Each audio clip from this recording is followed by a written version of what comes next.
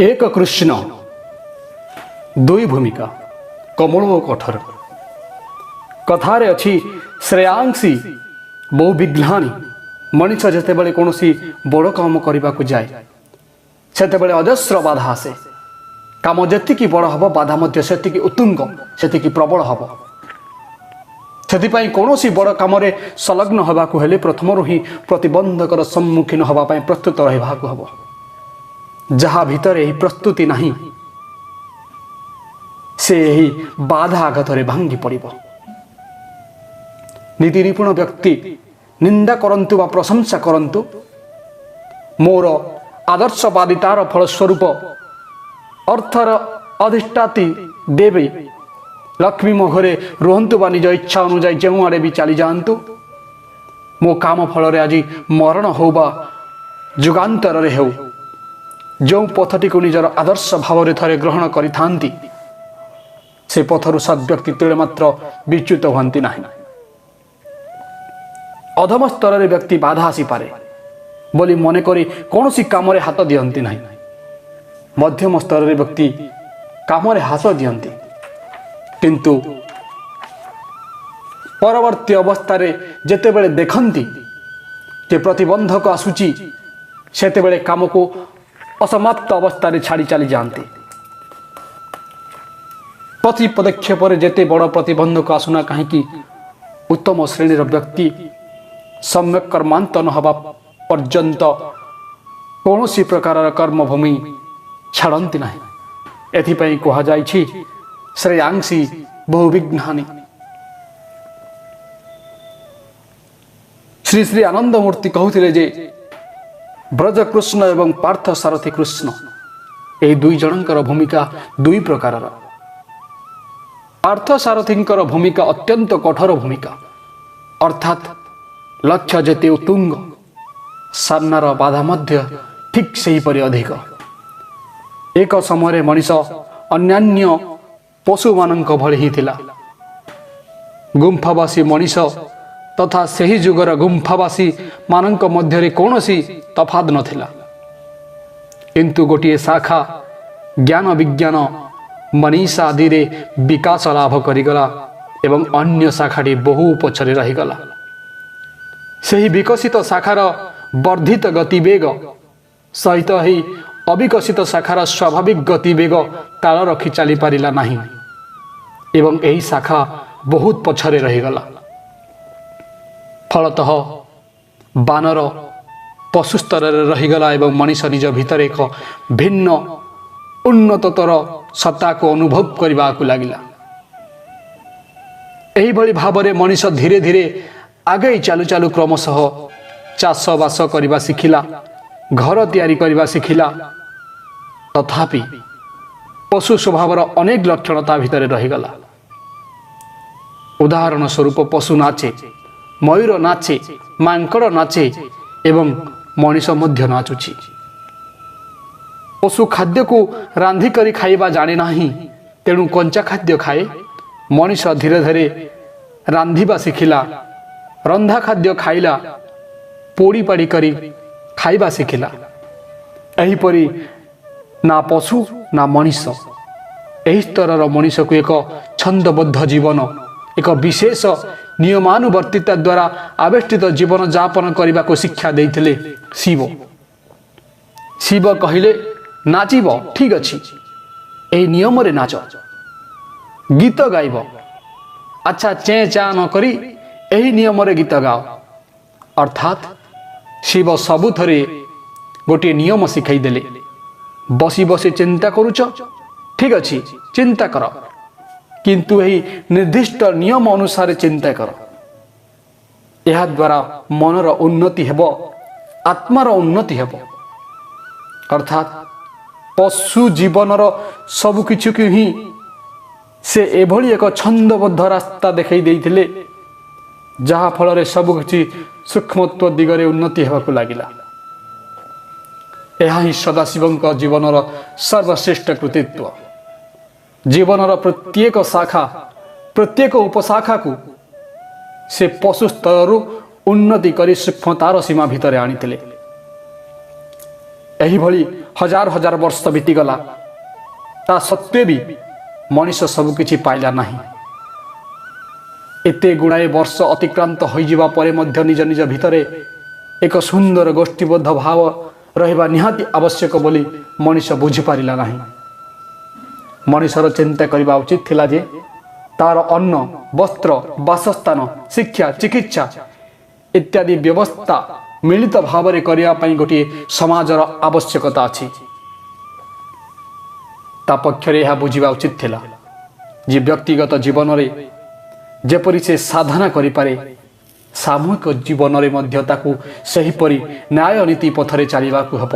ନଚେତ୍ ସମାଜର ଅବକ୍ଷୟ ଘଟିଲେ ବ୍ୟକ୍ତିର ଅବକ୍ଷୟ ମଧ୍ୟ ଅନିବାର୍ଯ୍ୟ। 10-20 ଜଣ ଲୋକଙ୍କୁ ମିଶାଇ ଛୋଟ ଛୋଟ ରାଜ୍ୟ ଅଙ୍ଗ, ବଙ୍ଗ, କଳିଙ୍ଗ, ସୌରାଷ୍ଟ୍ର, ମଗଧ ପ୍ରଭୃତି ଗଢ଼ି ଉଠିଲା। ମାନବ ଜାତି ସମ୍ମୁଖରେ ବଡ଼ ବିପତ୍ତି ଆସିଲେ ମଣିଷ ଏକାକୀ ରହିପାରିବ ନାହିଁ। ଏହି କାରଣରୁ ସେମାନଙ୍କୁ ମିଳିମିଶି ରହିବାକୁ ହେବ, ଏହି କଥା ବୁଝାଇ ଦେବାର ଦାୟିତ୍ୱ ଥିଲା ଶ୍ରୀକୃଷ୍ଣଙ୍କର। ଏବଂ ଏହା ବୁଝାଇବା ପାଇଁ ତାଙ୍କୁ ପାର୍ଥ ସାରଥୀ ଭୂମିକାରେ ଅବତୀର୍ଣ୍ଣ ହେବାକୁ ପଡ଼ିଥିଲା। ଏହି କାମ ବହୁତ ବଡ଼ ଥିଲା, ତେଣୁ ବହୁତ ବାଧାଯୁକ୍ତ ବା ବାଧାସଙ୍କୁଳ ଥିଲା। ଛୋଟ ଛୋଟ ରାଜ୍ୟର ସମବାୟରେ ତତ୍କାଳୀନ ପୃଥିବୀ, ତତ୍କାଳୀନ ଭାରତବର୍ଷ ଗଢ଼ାଯାଇଥିଲା।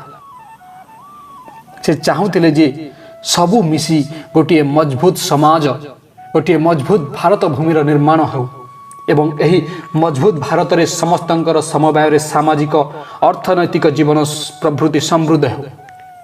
ନୈତିକ ସ୍ତରରେ ଉନ୍ନତି ହେଲେ ମଣିଷ ବ୍ୟକ୍ତିଗତ ଜୀବନରେ ସାଧନା ଦ୍ୱାରା ଅଗ୍ରସର ହୋଇପାରିବ। ଧର୍ମ କେବଳ ବ୍ୟକ୍ତିଗତ ଜୀବନରେ ସୀମିତ ନ ରହି ସାମୂହିକ ଜୀବନରେ ବ୍ୟକ୍ତିରୁ ସମଷ୍ଟିକୁ ଉଚ୍ଚାରିତ ହେଉ, ଏହା ଥିଲା ତାଙ୍କର ବ୍ରତ। ବ୍ରଜର କୃଷ୍ଣଙ୍କୁ ପାଖରୁ ଦେଖିଲେ ଜଣାଯାଏ ଯେ ବ୍ରଜର କୃଷ୍ଣ ମଣିଷଙ୍କୁ ଭକ୍ତି ପଥରେ ପରିଚାଳିତ କରିଛନ୍ତି। ବ୍ରଜର କୃଷ୍ଣଙ୍କ ଉପରେ କୋମଳତାର ଗୋଟିଏ ପ୍ରଲେପ ଅଛି। ସେଠାରେ ସଂଗ୍ରାମ ନାହିଁ ବୋଲି କହିହେବ ନାହିଁ। ସଂଗ୍ରାମ ଅଛି, କିନ୍ତୁ ମୁଖ୍ୟ ଉଦ୍ଦେଶ୍ୟ ହେଉଛି ମଣିଷକୁ ଭକ୍ତି ପଥରେ ନେଇଯିବା। ସେଠାରେ ଆଧ୍ୟାତ୍ମିକ ଅନୁଭୂତି ଅପରୋକ୍ଷ ଅନୁଭୂତି ସ୍ତରରେ ରହିଛି।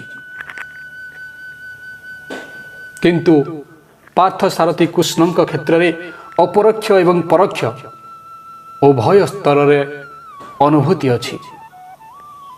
ମଣିଷର ମନୀଷା ଯେତେ ବେଶୀ ଉନ୍ନତ ହେବ, ସେତେ ବେଶୀ ମଣିଷ ଏକ ସୁନ୍ଦର ସମାଜ ନିର୍ମାଣ କରିବ। ମଣିଷ ଜ୍ଞାନଚର୍ଚ୍ଚା ମଧ୍ୟ କରିବ। ଜ୍ଞାନଚର୍ଚ୍ଚା ମାଧ୍ୟମରେ ସେ କେଉଁଟି କରଣୀୟ ଏବଂ କେଉଁଟି ଅକରଣୀୟ, କେଉଁଟି ଚର୍ଯ୍ୟ ଏବଂ କେଉଁଟି ଅଚର୍ଯ୍ୟ ତାହା ବୁଝି ନେବ। ମଣିଷ ଯୋଗ ସାଧନା ବଳରେ କାମ କରିବାର କୌଶଳ ଶିଖିବ। କିପରି କେବେ କେଉଁ କାମ କରିବାକୁ ହେବ, ଏହା ସବୁ ପରୋକ୍ଷ ଅନୁଭୂତିର ଅଙ୍ଗ।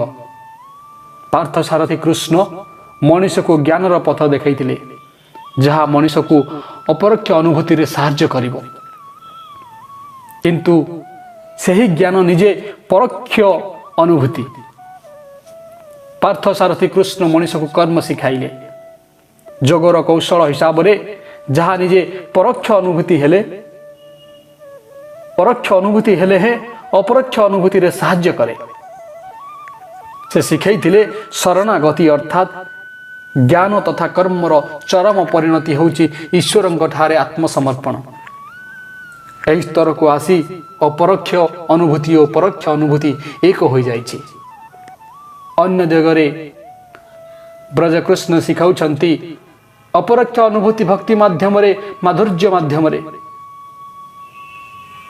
ଜୀବ ଈଶ୍ୱରଙ୍କ ପାଖରେ ଆସି ଠିଆ ହୁଏ। ତାହାକୁ ରାଧାଭାବ କୁହାଯାଏ। ବ୍ରଜର କୃଷ୍ଣ ଶିଖାଇଛନ୍ତି ଏହି ଦୁନିଆର ମଧୁରତା ଭିତରେ ଦୁନିଆକୁ ପାଇବାକୁ ହେବ ସବୁକିଛି ମଧୁର। କିନ୍ତୁ ପାର୍ଥ ସାରଥୀ କୃଷ୍ଣ ସେପରି ଶିଖାଇ ନାହାନ୍ତି। ସେ ଶିଖାଇଛନ୍ତି ଯେ ଏହି ଦୁନିଆରେ ସବୁକିଛି ମଧୁର ହେଲେ ମଧ୍ୟ ଏହି ମଧୁରତାର ସ୍ୱାଦ ପାଇବାକୁ ହେଲେ କଠୋରତା ଭିତରେ ଦେଇ, କର୍କଶତା ଭିତରେ ଦେଇ, ତିକ୍ତତା ଭିତରେ ଦେଇ ଯିବାକୁ ହେବ, ସଂଗ୍ରାମ ଭିତରେ ଦେଇ ଚାଲିବାକୁ ହେବ। ତେଣୁ ଚରମ ମାଧୁର୍ଯ୍ୟର ଆସ୍ୱାଦ ପାଇବାକୁ ହେଲେ ଜୀବନରେ ସଂଗ୍ରାମ ଅନିବାର୍ଯ୍ୟ। एठारे ही ब्रजर कृष्ण और पार्थ सारथी कृष्ण मध्य प्रथम एवं प्रधान पार्थक्य जड़े अपरोक्ष अनुभूति माध्यम चरितार्थतार दिगरे मनीष को नहीं जाइछन्ति अन्य जनक परोक्ष अनुभूति भितर दे अपरोक्ष अनुभूति रे तापरे चरम शीर्ष मनीष को नहीं जावाक चाहिए दुईतिर मध्य पार्थक्य खूब बेसी